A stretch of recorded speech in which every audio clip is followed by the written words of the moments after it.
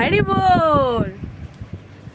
তো দেখো এবার প্রথমবার কলা পাতা দিয়ে বাটি বানিয়েছি গোপুসোনার জন্য, এবং গোপুসোনা সেটা অ্যাকসেপ্ট করেছে।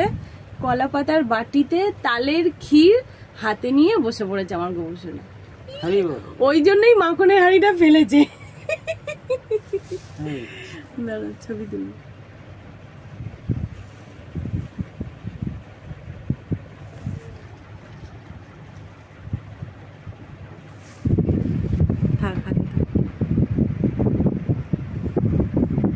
এই হচ্ছে গোপুসোনার পুরো সাজ সরঞ্জাম।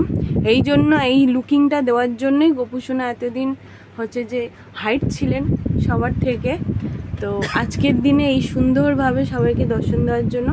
আর দেখতে পাচ্ছ গোপুসোনা মাখনের হান্ডির ওপরে বসে গেছে, কি না মাখন নয়, শুধু মাখনের হান্ডি সমেত তালের ক্ষীর নিয়ে।